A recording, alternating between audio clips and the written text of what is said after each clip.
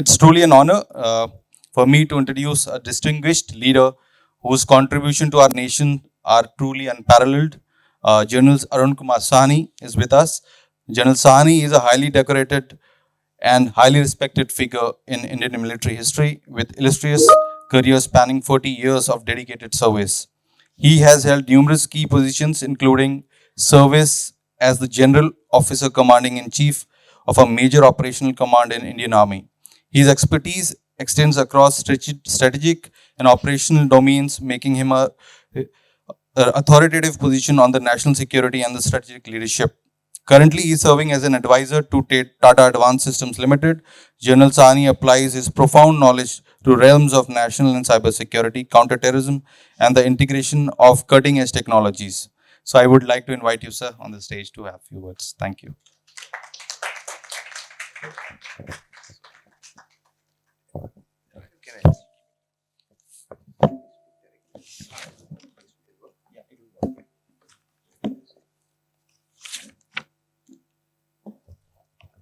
Good morning, ladies and gentlemen. I think, firstly, I'm always daunted when I come to these technical conferences because being a soldier, getting into technology very deeply, we are at the sharp end of seeing the good effect of it and the bad effect of it, but we really aren't there to really formulate and make sure that it becomes, as I say, fail and safety proof for functioning.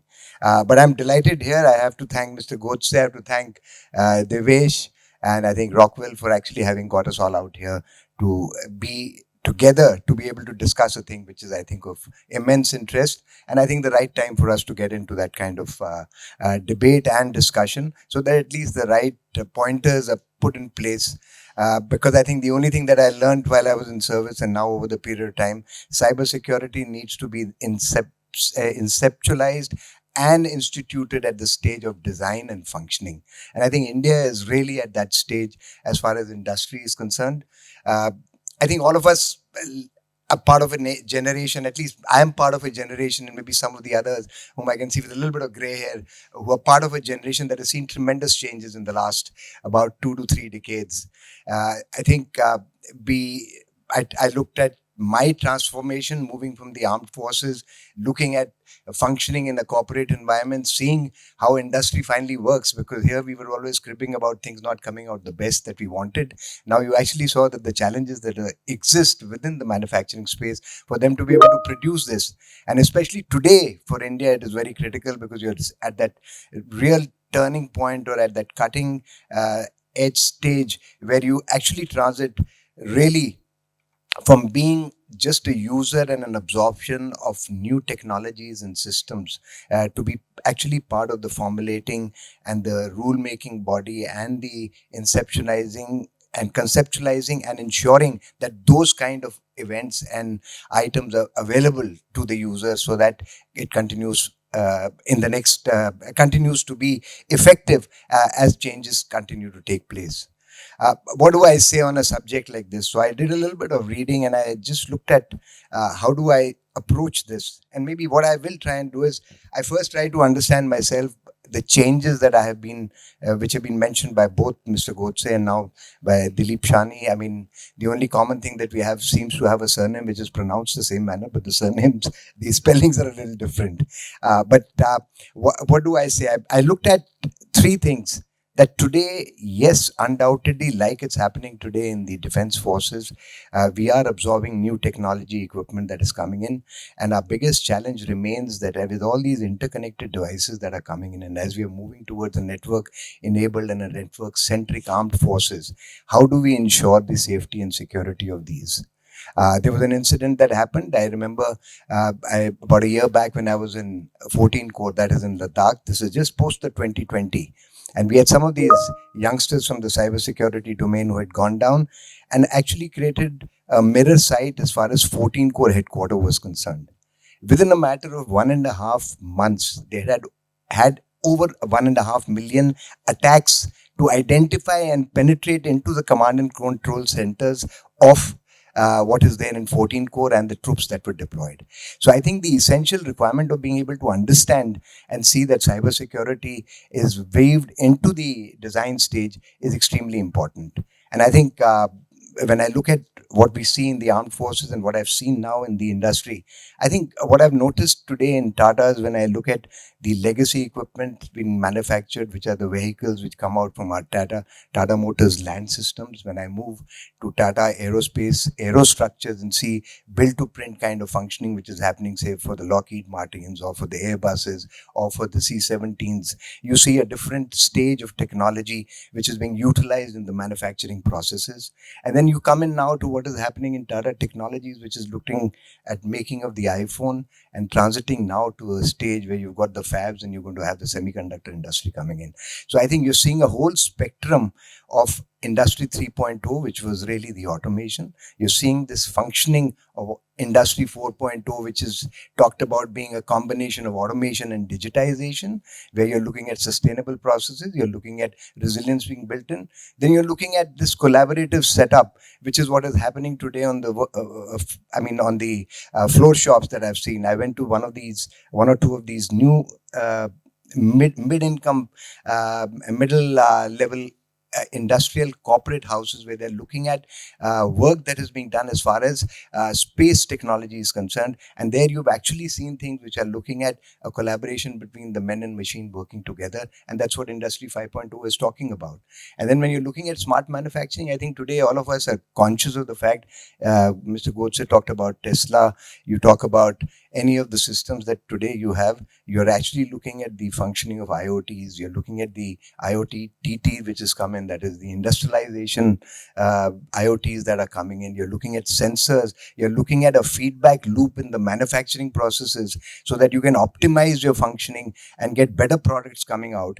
Then you see the linkages to artificial intelligence that is actually giving you that intelligence capability to be able to utilize these inputs, screen them and take action simultaneously, cut out this human interface bit. So these linkages are being created. You've got interconnectivity of these sensors, the various kind of machines, the various kind of outputs that are happening. And in this whole space, I think the minute you're creating this large canvas and this large space, the attack vectors are naturally going to become much more easier to be able to penetrate. So now you need that many more entry points, so you require that much more capability to be able to block all these areas. And how do you do it? And I think Indian industry today is actually at really the turning point, because we have people functioning from the legacy systems, moving towards Industry 5.0, moving towards smart manufacturing. And I'm seeing big companies and corporate, may not happen in smaller functions. You can see this whole spectrum across the different floor spaces that you're walking around, that you can see this happening. I mean, I see what AR and VR has done. Certain amount of defense capability that was created of new equipment which went into Ladakh, we saw with the capability of augmented reality and with the help of the interface done with the help of the user and the technical assistant at the sharp end in Ladakh, sitting in Pune, certain amount of repair, recovery and things could have been carried out. So you've actually transgressed this world. Now, when you're communicating and when you're linked on these spaces, I'm sorry, you're creating threats for yourselves which can always be intercepted. And this is where I think the thinking really needs to come in, for being able to see that your smart manufacturing systems that are coming into being are well, there are safety measures. You've looked at cloud computing, you're looking at edge computing, you're looking at all these areas to come in. But I think somewhere down the line, the cybersecurity aspect or the cyber resilience capability has to be built in. And this is where I think it comes into the levels of the leadership level. One is happening, what is the threats to identify, the vectors that are there, the entry points that can be hit, the methodology of that, where AI can be utilized to have these attacks and malware which can be super fast before you get to know about it. So it's that same battle of a thief first or a policeman first. I think here the same story is carrying on. You can utilize AI for the wrong purposes, you can use AI for getting the right purposes. So I think we are always a little slower on the good side. The bad side seems to gain an advantage, and then you sort of get back into the game. So I think somewhere down the line, how we harness this, how do we look at threat intelligence being created, how do we take preventive maintenance methodologies coming in, this is where I think your whole activity of smart manufacturing will have to be made safe proof or fail proof with the help of these cybersecurity professionals who will have to design various new methodologies to be able to look at this functioning. I was just talking to somebody the other day, and we just had this India Ideas Forum in Bangalore, and it was great to listen to some of the people who wanted to share thoughts. But I was talking to the iSprit people who were responsible for getting your India stack ready. And when they were talking about, they're talking about this quantum resonance for artificial intelligence. I mean, that QAI is the area. You're looking at the requirement of AI singularity. That is what you require. And we don't really have any foundational models here to function on today. So if I'm going to make anything that is functioning in my defense space or in my manufacturing space or in my health space, functioning on foundational models which are taken from outside, I'm sorry, you're leaving certain amount of loopholes in your own system. So I think today for companies who are sitting here, those who have got into the space and are looking at transgressing into the next level, need to weave this into your structures of growth, into your financial planning, into the kind of output that you would be looking at a final stage of work.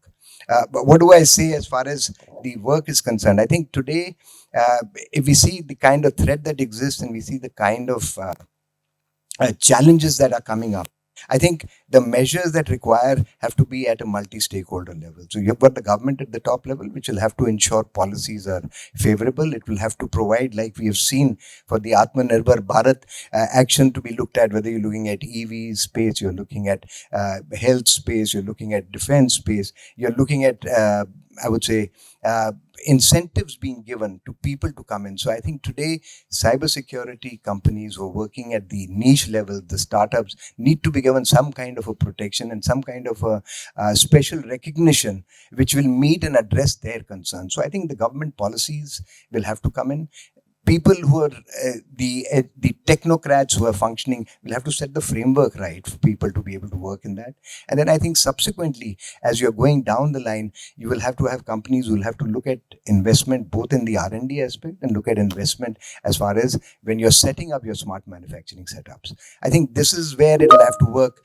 And I think today it can't be a one man do it all. I think you have to get the academics into space, you have to get the users into space, you've got to get the technical people, expertise to come into place, mesh the whole three of them so that they come out with the best solution and in a time frame which is moving, which meets the demands of the time today. I think the pace of change and the speed of change is so intense today that it is impossible for you to really say that I will do a forecasting and a planning ahead. I think technology every 2 years, and thanks to the technical bigwigs that are there, the 6 or the big 5 companies that hold, before you can say anything, you do your upgrade, you find your phone has got stopped functioning because it's got overloaded, you need to get a new phone. So I think you all will have to look at manufacturing. Fortunately gives you a little bit more of breathing space compared to the gadgetry that you've got, and there I think you can make the right differences. I'm seeing this transition, as I see from outside, without really being involved in it, but seeing it in these large group of companies that are spread across the Tata Group.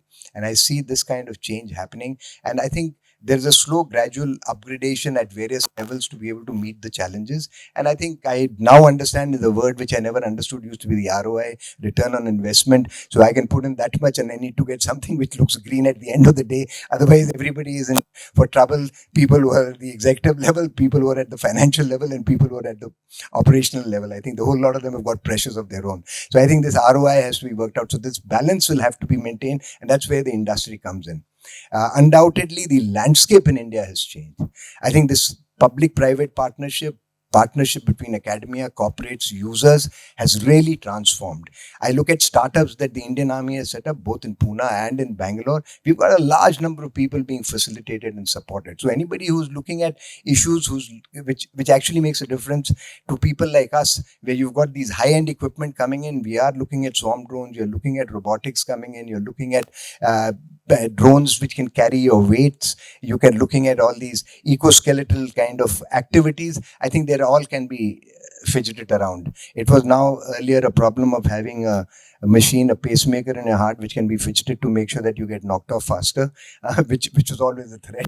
Today, we've also got instruments and weapon systems that are there in your hands, which can backfire and blow up in your faces. So I think we'll have to be a little careful of how we go ahead. And I think the same analogy applies to the manufacturing sector. In the end, I would only say that it's always better to be safe than sorry.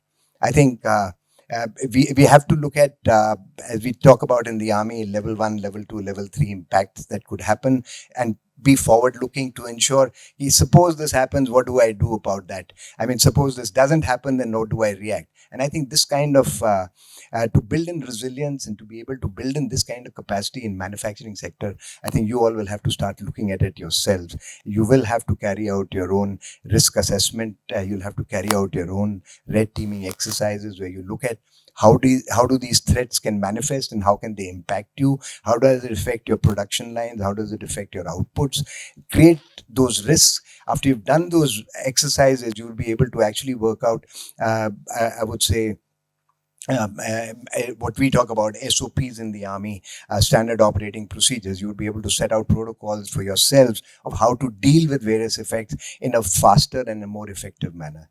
And I think last bit, which I will say, cybersecurity is a space of collaboration. I think you cannot do it all on your own. So please, if I have got hit and my shoe was biting me on my right foot, please share it with the other guy so he knows how that shoe is going to start biting if he hasn't been exposed to it. So our own experiences, good, bad, and ugly, need to be shared. And I think that's where forums like the DSCI, various regional, and I would say a large number of these cities where they have set up all these separate organizations where people meet socially and informally to be able to share experiences so that you learn from each other and you're more braced up for the future challenges that are going to come your way. In the end, may I just wish everybody all the success. Thank you very much for getting me here. I think my transition from being soldiering to seeing a bit of the corporate world, to see a bit of what is happening in this tech world, has helped me to be able to at least be able to visualize and be conscious that it's getting to be a dangerous world while things are getting easy for living, but you're also getting more susceptible. And it really still surprises me when I hear of more and more stories every day that comes out of people who have been put into those digital arrests and have been taken in by, I find my own colleagues who fall prey to the fact of still today sharing, and which could go as back as last week, still sharing your, I would say, your OTPs with people. I don't know from where. With all this talk that has been going on, we still find that we are still uneducated and unaware. So I think awareness of your own workforce and your human resource, which will be involved in this kind of a smart manufacturing sector, will have to be carried out simultaneously. And if you don't address that issue, you will have a problem. When I was a youngster, I used to always find it very difficult. Every time you take the gadi out from the empty park, we had this big board which said ki do's and don'ts. Ye karega, driver will do this, not do this, do that. And I used to say, I mean, why do you have to be told every day the same story before he leaves here? And I realized that I'm sorry, without even after telling that, we still have people who make mistakes. And now when you hear of stories of digital arrest and cyber fraud, I think that is the challenge that is coming in. And I would only end by saying, thank you very much for having got me here. I wish you all tremendous success in your discussions. Let this be the stepping stone for more, I would say, formalized recommendation that you can make out, where you can have the policymakers involved to be able to take the right steps. You can have your corporate leadership sensitized to the challenges that exist. And then you also have the technology experts who weave this whole thing right at the design stage for your smart manufacturing that you're going to carry out. Thank you very much, ladies and gentlemen. Jai Hind, and always a pleasure to be here. Thank you.